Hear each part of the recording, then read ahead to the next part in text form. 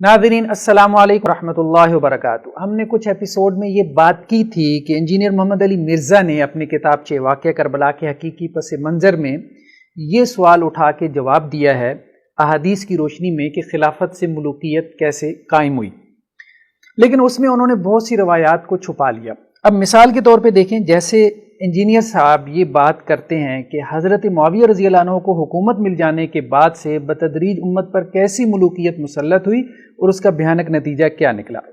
मिर्ज़ा साहब का थीसिस ये है कि हज़रत अली रज़ियल्लाहु अन्हु पे खिलाफत ख़त्म हो गई, हज़रत अमीर मुआविया रज़ियल्लाहु अन्हु से मुलूकियत शुरू हो गई। ये थीसिस बेसिकली सैयद मौदूदी अलैहिर्रहमा ने पेश किया था। सवाल ये है कि वो रवायतें आप क्यों नहीं बयान करते, जबकि वो रवायतें भी उन्हीं हदीस की किताबों में हैं और उन्हीं रावियों से हैं जिन रावियों से ये बनु उमैया के बारे में आप रवायतें निकाल के दिखा रहे हैं, या सैयद मौदूदी जो है वो बनु उमैया के बारे में तारीख की किताबों से जो रवायतें निकाल रहे हैं, उन्हीं तारीख की किताबों में, उन्हीं हदीस की किताबों में वो रवायतें मौजूद हैं, उन्हीं रावियों से मौजूद हैं कि हज़रत अली रज़ियल्लाहु अन्हु के ज़माने से ही मुलूकियत का आगाज़ हो गया था। तो आप वो रवायतें क्यों छुपा रहे हैं, वो अवाम के सामने क्यों नहीं पेश कर रहे हैं। मिसाल के तौर पे अभी हम आपको ज़रा ये बात ज़रा अच्छे से समझाते हैं। ये देखें, ये मुसन्नफ़ इब्न अबी शैबा है। ये वेबसाइट किसकी है? मिर्ज़ा साहब की, अहले सुन्नत पाक.com। ये मुसन्नफ़ इब्न अबी शैबा आप यहाँ से डाउनलोड कर लें, ठीक है। और आपने इसकी जिल्द नंबर 11 यहाँ से डाउनलोड करनी है। तो ये हमने कहा था कि अभी हमने जो सर्जिकल स्ट्राइक शुरू की है ना, ये किताबें वो है जो मिर्ज़ा साहब ने अपनी वेबसाइट पे रखी हुई हैं। हम कोई नई किताबें नहीं लेके आए, वही तर्जमे। यही अगर लोग पढ़ लेना तो लोगों के लिए हक बात खुल जाएगी, और ये बात खुल जाएगी कि मिर्ज़ा साहब जो है, जो कहते हैं कि जी मैं बाइस नहीं हूँ, या मैं फ़िरक़ावारियत का शिकार नहीं हूँ, या मैं फ़िरक़ा परस्त नहीं हूँ, तो वाज़े तौर पे नज़र आता है कि वो फ़िरक़ा परस्त हैं। वो सिर्फ एक तरफ की रवायतें बयान करते हैं, दूसरी तरफ की रवायतें छुपाने का हक अदा करते हैं माशाअल्लाह से। अब ये मुसन्नफ़ इब्न अबी शैबा की आपने वॉल्यूम नंबर 11 जिल्द नंबर 11 जो है वो आपने डाउनलोड करनी है। हमने डाउनलोड की हुई है, आपको दिखाते हैं यहाँ क्या मौजूद है। ये देखें जी, ये जिल्द 11 है, मुसन्नफ़ इब्न अबी शैबा मुतरजम, और पेज नंबर 737, किताबुल जमल। साद बिन इब्राहिम अपने वाले से नकल करते हैं कि हज़रत अली रज़ियल्लाहु अन्हु को खबर मिली कि हज़रत तलहा कहते हैं कि मैंने बैत इस हालत में की कि मेरी गुद्दी पर तलवार थी। हज़रत तलहा कहते हैं, ठीक है, हज़रत तलहा से जबरन बैत ली गई, तलवार उनकी गुद्दी पर थी। ये तलहा वो हैं जो अशरा मुबशरा में से हैं, ठीक है। और मुलूकियत क्या होती है, मुझे बताएं, मुलूकियत क्या होती है। मिर्ज़ा साहब आप कहते हैं कि जी रवायतों में ये मुहद्दिसीन ने रवायतें बयान की हैं, छुपाते क्यों हैं उलमा, मिंबरों पे बयान क्यों नहीं करते। ये रवायतें भी मुहद्दिसीन ने बयान की हैं, लेकिन आज तक अहले सुन्नत से कभी आपने ये रवायतें सुनी हैं? क्यों नहीं सुनी? क्योंकि अहले सुन्नत का मौक़िफ़ बिल्कुल ठीक है, प्रिंसिपली ठीक है कि मुशाजरात सहाबा के बाब में दोनों तरफ रवायतें मौजूद हैं, बयान करने का कोई फायदा नहीं है। अब यहां पे देखें, हज़रत अली रज़ियल्लाहु अन्हु ने अब्दुल्लाह इब्न अब्बास रज़ियल्लाहु अन्हु को भेजा कि वो लोगों से इस खबर की तस्दीक करें कि क्या वाक़तन जबरन बैत ली गई है। बस उसामा बिन ज़ैद ने फरमाया कि तलवार के बारे में मैं नहीं जानता, लेकिन उन्होंने बैत नापसंदीदगी से की है।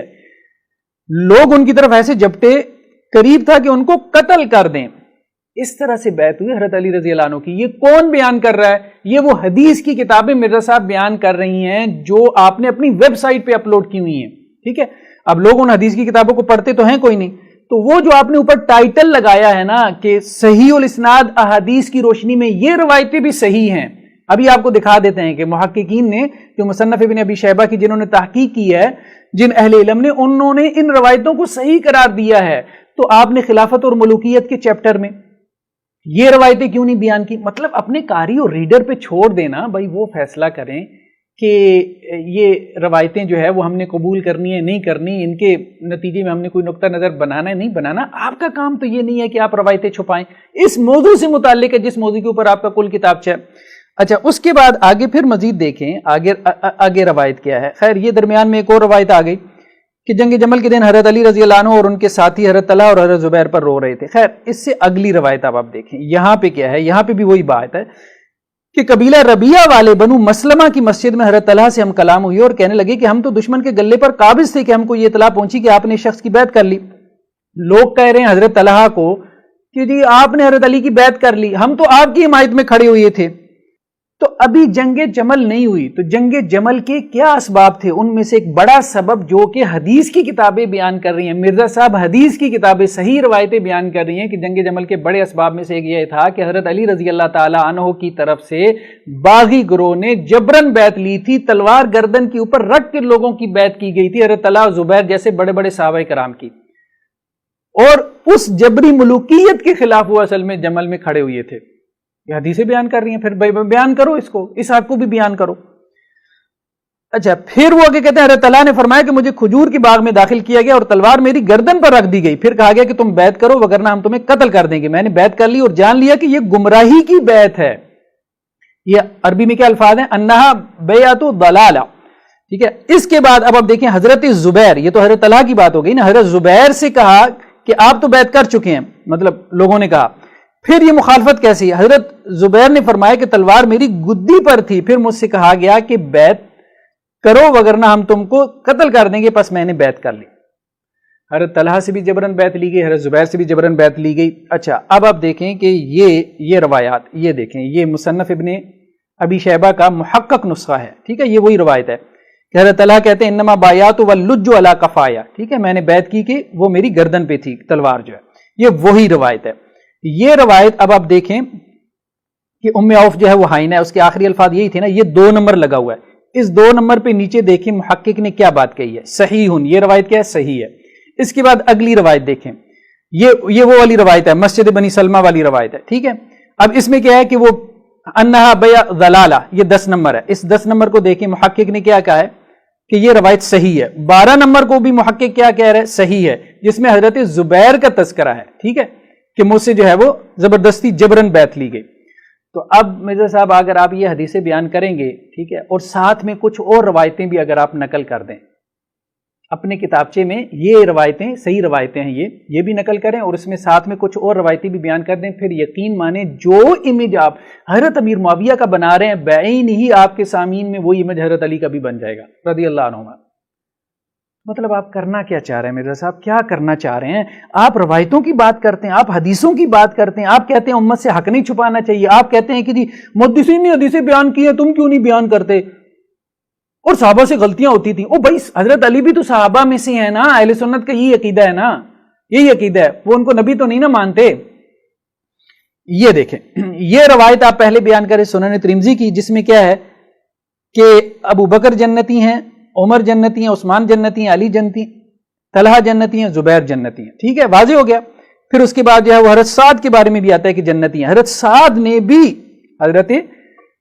نے بھی جو ہے وہ حضرت علی کی بیعت توڑ دی تھی، پھر حضرت امیر معاویہ رضی اللہ عنہ کی بیعت کر لی تھی۔ تو مجھے بتائیں 3 اہل جنت میں سے جن کو متعین کر کے رسول صلی اللہ علیہ وسلم نے بشارت دی، انہوں نے تو حضرت علی کی بیعت ہی نہیں کی یا بیعت کر کے توڑ دی۔ اچھا، اس کے بعد صحیح بخاری کی روایت ہے، یہ دیکھیں، یہ بھی لوگوں کو بتائیں کہ ہر نبی کا ایک مخلص حواری ہوتا ہے، اور میرا مخلص حواری کیا ہے؟ زبیر ہے۔ اِنَّ لِكُلِّ نَبِيٍّ حَوَارِيًّا وَحَوَارِيَّ الزُّبَيْرُ۔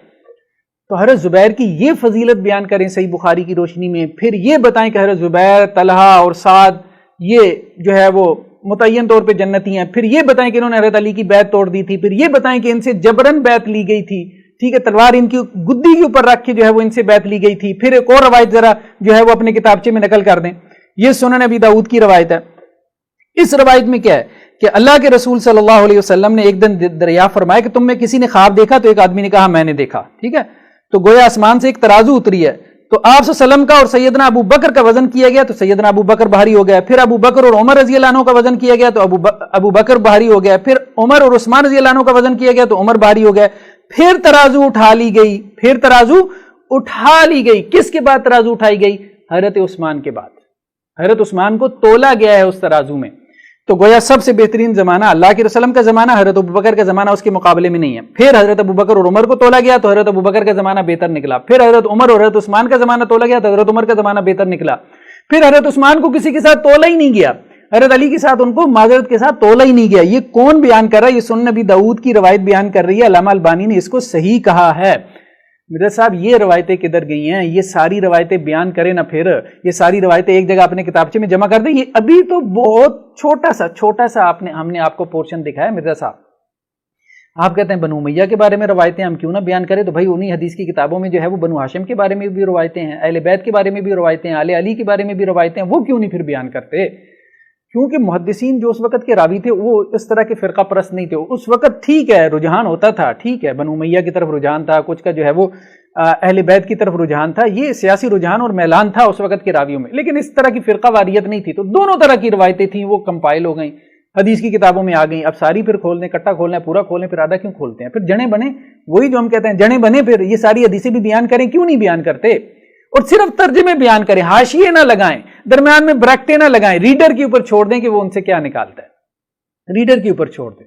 لیکن آپ کبھی نہیں کریں گے مرزا صاحب، آپ کبھی نہیں یہ بات بیان کریں گے کہ حضرت علی رضی اللہ عنہ کے زمانے میں جبرن بیعت لی گئی تھی، تلوار گدی کے اوپر رکھ کے لی گئی تھی. لیکن ہم آپ کے قارئین کو ضرور کہتے ہیں کہ وہ حدیث کی کتابیں نکالیں.